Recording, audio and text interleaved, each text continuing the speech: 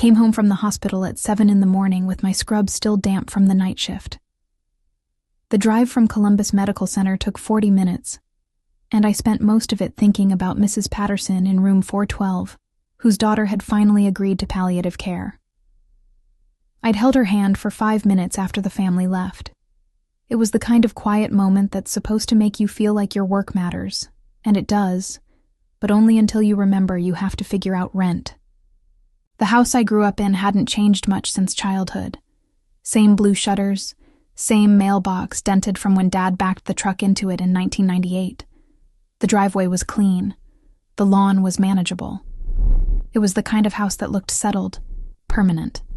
The way houses look when people have decided they're never going anywhere. I'd been here for 3 weeks. The divorce papers were finalized 8 months ago. Mark had kept the rental apartment in New Albany, the one with the decent master bedroom and the living room that caught afternoon light. I'd taken the cars. I kept one. He kept one. And the custody agreement everyone pretended was amicable. Evan and Lily had packed up their rooms on a Saturday in May, and I'd driven them from their father's house to my parents' house, telling them it was temporary. Just until I got back on my feet. Just until I could afford something bigger. My mother had greeted us at the door with a casserole that was already cooling on the kitchen counter. My father had helped carry boxes to the upstairs hallway. Everything had felt manageable, like a plan that made sense. The kitchen smelled like coffee and something with tomato sauce. I set my bag down by the refrigerator and noticed immediately that the sound of the house was wrong. It was too quiet, but not the quiet of morning. It was a held-breath quiet, the kind that comes right before someone tells you something you don't want to hear. My mother came down the stairs in her bathrobe. She'd aged differently than I'd expected. She looked smaller, or maybe I'd stopped noticing her size years ago. "You're home early," she said. Not a question. "Shift ended at 7. Where are the twins?" She took a breath that seemed to take longer than breathing usually takes. "They're downstairs. We need to talk about that." The basement. I had not thought about the basement in years. It was one of those finished but not really spaces that American houses built in the 70s accumulate. Wood paneling on 2 walls, concrete on the others, a small window well that let in the smell of earth after rain. My father had put in a cheap carpet in the 90s, the kind with a plastic backing that never quite dried. There was a bathroom down there with a shower stall and a laundry area, and a space that had been meant as a rec room but had mostly housed boxes and the exercise bike my mother used twice a year. I went downstairs. The basement was transformed. Someone had moved my children's beds down here. Both twin beds, one on each side of the room. There were dressers now, and a bookshelf. The window well had been cleaned out. New curtains hung in the small window. Evan's model rocket sat on a shelf. Lily's flute case stood upright beside her bed. I stood in the doorway for a long time, long enough that my mother appeared behind me. "It's not ideal," she said, "but the nursery really needs to be upstairs. The baby's sleep is so fragile right now, and Megan's been struggling. You know how postpartum can be." I did know how postpartum could be. I'd lived through it twice, in a small apartment with a crying infant and a husband who worked 60 hours a week, and still somehow believed that night feedings were my department. I had learned things about myself in those months that I was still trying to unlearn. But I didn't say that. "When did you move their things?" I asked. "Yesterday. You were at work. We thought it would be easier than asking." This sentence was so perfectly constructed, so carefully designed to avoid accusation or confrontation, that I almost admired it. It wasn't easier. It was just done. The decision had been made during the long hours I spent on the medical surgical unit, stabilizing other people's lives. And by the time I came home, my children's lives had been reorganized without me. "Evan has asthma," I said. "The basement is actually less humid now," my mother said. "Your father sealed the cracks, and the window helps." I didn't argue. There wasn't a point. The basement was a decision, and I wasn't the one who made it. Upstairs, in what had been the guest bedroom, the baby slept in a wooden crib that my parents had bought specially. It was a very nice crib. The room was painted a soft green. There were blackout curtains and a white noise machine and a nightlight that cast small constellations on the ceiling. I stood in that doorway too. My sister Megan was sitting on the bed, staring out the window. She was still in the clothes she'd worn yesterday, and her hair was tied back in a way that suggested no one had asked her to untie it. She was 28. She had been married for 3 years, and then 5 months ago, she had decided she wasn't married anymore, and she had come home with a baby in a suitcase and a kind of exhaustion that seemed to exist in the very cells of her body. Our parents had rearranged their entire life around her arrival. "Hey," I said. She looked over at me like she was registering someone from a previous life. "Your shift okay?" "Yeah, fine, the usual." She nodded. "My mom thinks Noah has reflux. He's been fussy." "Has he seen a pediatrician?" "Not yet, but my mom read about it online." I didn't point out that my mother reading medical information online was not a substitute for actual pediatric evaluation. I didn't point out that Evan had a diagnosed respiratory condition and was now sleeping in a basement. I didn't point out that my children had been displaced during my work shift by someone who had the luxury of staying home and researching her infant son's possible reflux. Instead, I said, "Let me know if you need anything." She thanked me, and I closed the door quietly. The first 2 weeks after the move had felt like the beginning of a plan. I'd wake up before my children did, work my shift, come home, and we'd have dinner together at the kitchen table. My parents were good about that. They made sure there was food. They asked Evan about his science class and Lily about her music. My mother had even driven Lily to her flute lesson while I was at work. But over the 3rd week, the shape of things had started to change. It was small things at first. The baby would cry, and my mother would leave whatever she was doing to pick him up. The dishes wouldn't get done because she needed to hold him while he slept. My father would stand in the doorway of the nursery in a way I recognized, the way he used to stand in mine when I was young, present but not engaged, waiting for me to become interesting or demanding enough to require attention. The moment of clarity came on a Tuesday. I was folding laundry in my old bedroom, which had become the repository for things that didn't belong anywhere else. I had been folding my own scrubs and my children's school clothes, and trying to calculate whether I could feasibly afford a 1-bedroom apartment in the better parts of Columbus by August. The numbers weren't good. The numbers hadn't been good for 6 months. My phone buzzed, a text from my mother. I don't remember the exact wording anymore, but the meaning was clear. It was a message to my father, accidentally sent to me, about how much longer Rachel's situation might last. It was pragmatic, almost kind in its tone. It noted that Megan didn't have anywhere else to go, that the baby needed stability, that maybe I could look into assistance programs. I read it 3 times. What broke inside me wasn't anger exactly. It was clarity. It was the sudden, retroactive understanding that everything about this arrangement had been decided in advance. The basement hadn't been an emergency accommodation. It had been a strategy. My long shifts at the hospital had been mapped out like a schedule, and during those hours, my children had been moved into the part of the house that held the smell of rain and damp concrete, and the baby had been installed in what should have been their room. My mother hadn't thought it would be easier than asking. My mother had calculated that I wouldn't be here to refuse. That night, I lay in my childhood bed and listened to the house settle around me.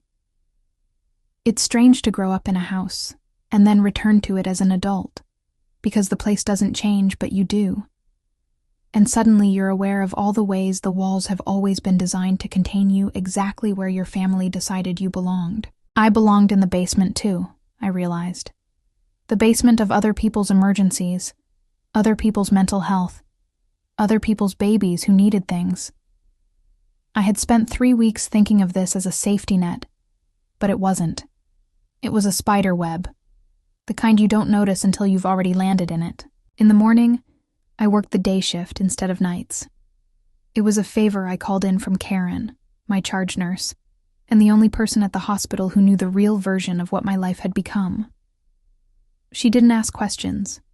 She just nodded when I said I needed to be home after school, and she found someone to cover the night rotation. When Evan and Lily came home at 3:30, I was in the kitchen with the refrigerator open, looking at the food my mother had bought, all of it chosen for the baby's dietary future. because apparently you had to think about infant nutrition years in advance. Except there were no vegetables. Just formula and baby food jars and my mother's casseroles. "Come with me," I said to the twins. I drove them to an apartment complex in a neighborhood called Grandview. It wasn't the neighborhood I wanted, but the rent was within reach if I picked up extra shifts, and the woman showing the unit was kind about the recent divorce and the rental history that was supposed to disqualify us. She had children too. She knew how it was. The apartment was small. Kitchen the size of a shoebox, living room with windows that actually opened, 2 bedrooms that weren't basements. When Evan walked into the second bedroom, he didn't cry or celebrate. He just sat on the empty floor and looked up at me with a kind of cautious optimism that broke my heart. "It's real?" Lily asked. "It's real," I said. "But we have to be smart about it. I need to save money. I need to work some extra shifts, but this is real." I moved them back to the basement of my parents' house that evening, but something in me had shifted. I wasn't grateful anymore. I wasn't thinking of myself as the responsible one who had made a mistake and needed to be accommodated while she recovered. I was thinking of myself as a mother who had to get her children out of a place where they weren't valued, and that was a different calculation entirely. For the next month, I saved everything. I said no to lunches with Karen, though she kept inviting me. I took the overnight shifts that people didn't want. I skipped the grocery store and made my father's coffee pot my coffee pot. I didn't buy Lily new reeds for her flute, even when she asked. I just told her to keep cleaning the ones she had. The flute had stopped coming out of its case anyway. There was a moment when I realized that Evan's asthma had gotten worse. Not dramatically, but clearly.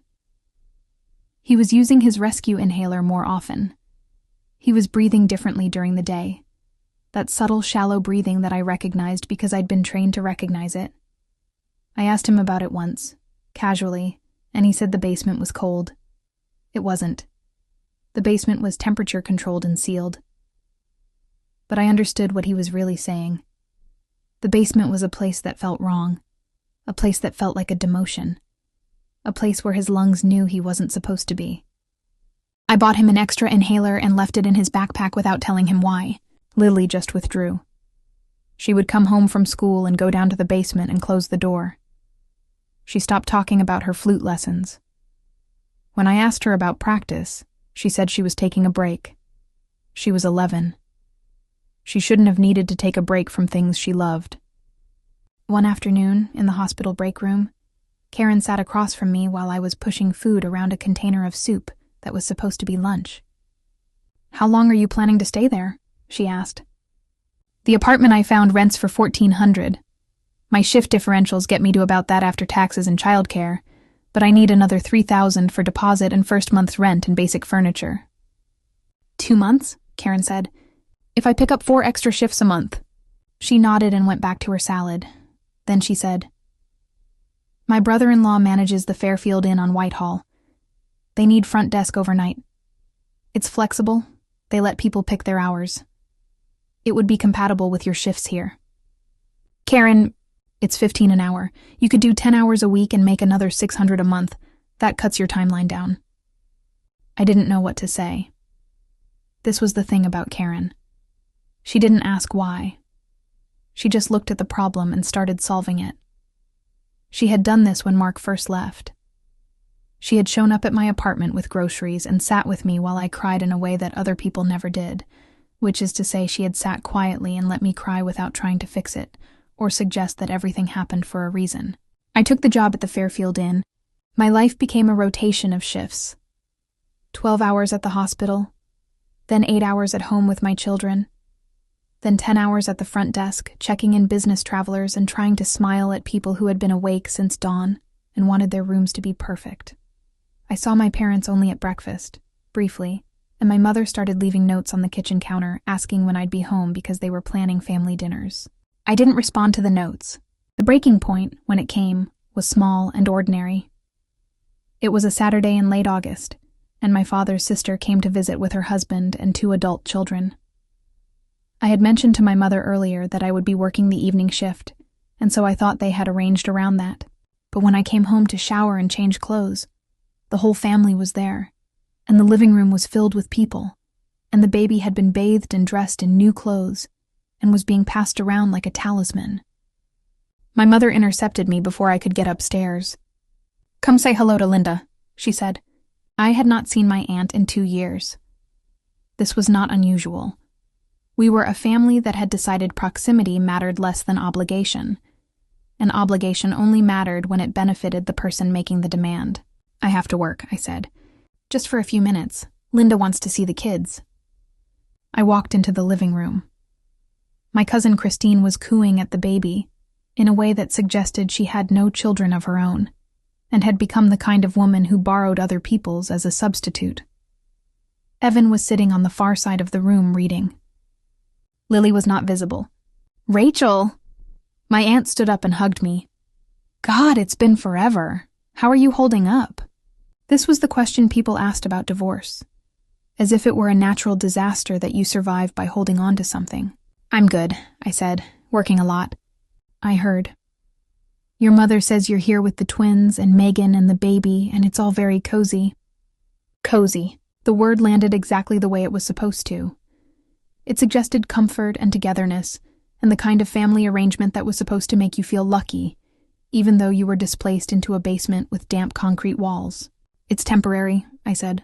"Oh, I'm sure," my aunt said in a way that made clear she knew everything about how temporary my arrangements were. "But good for your mom and dad to have everyone close, and the twins are being so accommodating about the baby.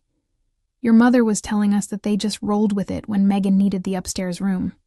That's real maturity in kids that age." Accommodating, the word was a knife. "They're adjusting," I said. "Well, they should be proud. Not every child can be so flexible. Some kids would throw a fit about sleeping in the basement."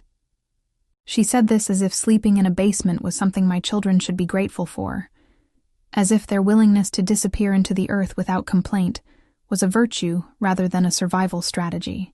I left the room and went to find Lily. She was upstairs in the baby's room, sitting on the edge of my sister's bed, not doing anything, just sitting. When she heard me come in, she didn't turn around. "We're leaving," I said. "When?" Her voice was very small. "Tomorrow." "Where?" "The apartment, the one I told you about." She turned to look at me, and her face had an expression I had never seen before. It was hope so fragile that it looked like it might break if I touched it. "For real?" "For real." I went back downstairs. My mother was still with her sister, and they were still talking about the baby, and how he was such a good sleeper, and how Megan had really needed this support. I didn't say anything. I just went upstairs and got my wallet, and I drove to work without saying goodbye. The next morning, I called a moving company. I had saved enough for the deposit and the first month's rent on the apartment in Grandview. I didn't have enough for furniture yet, but I had a plan. I would buy a bed for each of us. I would buy a table to eat at. Everything else would come in time. I told my parents at breakfast. I said it calmly, the way I would deliver bad news to a patient's family in the hospital. I said that Evan needed his own space, that Lily needed to restart her music lessons, that I had found an apartment and we were moving that day. I said that I was grateful for everything they'd done, but this was the right decision for our family. My mother didn't cry. She just said that I was making a mistake, that I would regret this, that moving away would hurt the children more than helping them. My father said that I was being ungrateful. He said that they had taken us in when I had nowhere else to go, and this was how I repaid them. I didn't argue. I just said goodbye. Karen and 2 of my colleagues from the hospital showed up at 9 a.m. with a truck. They didn't ask for details. They just started loading boxes from the basement into the back of the truck, and they did it efficiently, and they didn't wrinkle their noses at the damp smell or make comments about how inappropriate the basement was for children. They just worked. Evan and Lily chose what they wanted to bring. They each picked a bag of clothes, their school things, the books they read over and over. Lily took her flute. Evan took his rockets and his microscope. These weren't material things that made us richer. They were the objects that held the shape of who they were. We drove to the apartment in Grandview in separate cars. The movers unloaded the boxes into a living room that didn't have furniture yet. Karen helped me set up the beds. She brought groceries. She brought 2 lamps and a table that had belonged to her grandmother, and that she had been saving in her basement. She brought toilet paper and paper towels and coffee, and she didn't make a show of it. She just left everything quietly, and then she left. That night, we slept in the apartment. The beds were real beds in rooms that weren't basements. The windows were open to air that came from the street outside, not from underground. Evan's breathing sounded different. Slower, easier. The way breathing is supposed to sound. Lily asked if she could practice her flute in the morning. "Yeah," I said. "You can practice anytime you want." The next few days were a particular kind of quiet. My mother called several times. My father called once. I didn't answer. My mother's voicemail was long and structured like a legal argument. My father's was 5 seconds of breathing, and then a hang-up. I blocked their number temporarily. I told the children that we would talk to their grandparents later, when everyone was calmer, but that right now, we needed to focus on being our own family. They seemed to understand this in a way that made me realize I had been asking them to understand complex emotional work for longer than they should have had to. Evan's asthma calmed down. Not immediately, but within a week. His breathing became easier. He stopped using his rescue inhaler so often. Then one morning, he asked if there was a science camp at the museum in the fall, and I knew that part of him had been locked away in the basement, waiting for permission to come back out. Lily started practicing flute again on the second day. First just for 10 minutes, then 20. Within 2 weeks, she was practicing an hour every day, and the apartment filled with scales, and then with fragments of the pieces she was supposed to be learning. Music has a way of revealing whether someone is healed or not, and Lily's flute told me that she was coming back to herself. I got the promotion at the hospital in September.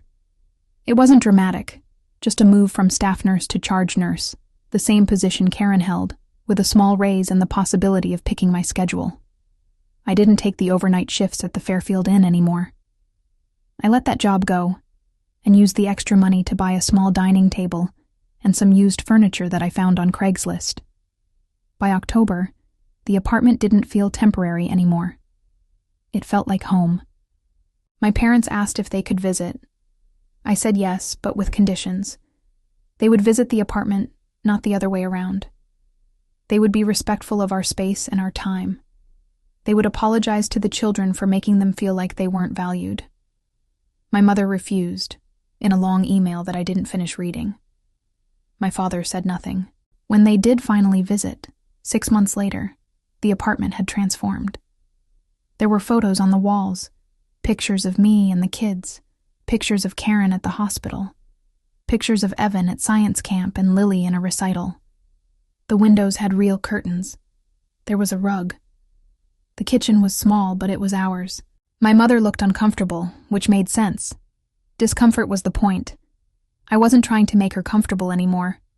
She and my father sat on the couch, the same couch Karen had helped me buy. And they said that they missed us. They said that what had happened was complicated, that Megan had really needed them, that they hadn't realized how it was affecting the children.